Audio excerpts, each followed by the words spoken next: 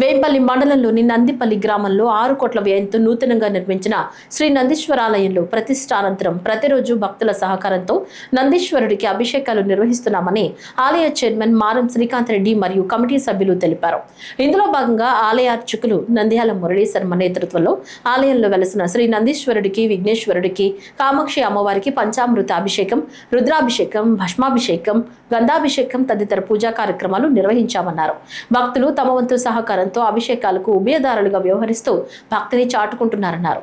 అలాగే నవగ్రహ పూజా కార్యక్రమాలు నిర్వహించారు.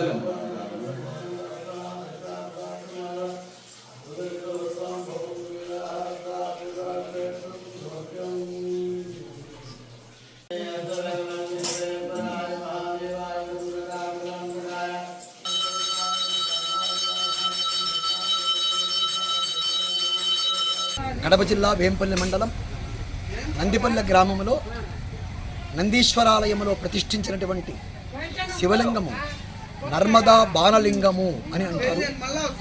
ఆ నర్మదా నదిలో దొరికేటటువంటి ఈ శివలింగాన్ని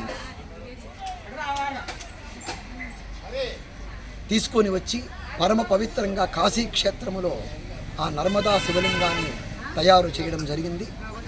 నర్మదా నదిలో దొరికేటటువంటి ప్రతి రాయి ఒక శివలింగమే, చాలా విశేషము.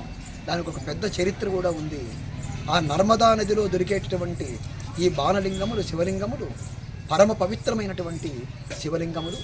అటువంటి నర్మదా నది తీరములో ఉన్నటువంటి ఈ బాణలింగాన్ని తెచ్చి ఇక్కడ నందిపల్లెలో ప్రతిష్ఠ చేయడం జరిగింది. ఆ నర్మదా లింగాన్ని దర్శనం చేసినట్లయితే సకల దోషములు, మానసికమైనటువంటి, శారీరకమైనటువంటి, ఆర్థికమైనటువంటి దోషములన్నీ కూడా తొలుగుతాయి. అటువంటి శివలింగ దర్శనమే మహాపుణ్యము అని అంటారు. అటువంటి నర్మదా లింగాన్ని తెచ్చి ఇక్కడ నందిపల్లెలో ప్రతిష్ఠించడం జరిగింది. కావున భక్తాదులందరూ కూడా ఈ నర్మదా లింగాన్ని దర్శించి స్వామివారి యొక్క అనుగ్రహాన్ని పొందవలసిందిగా కోరుచున్నాను.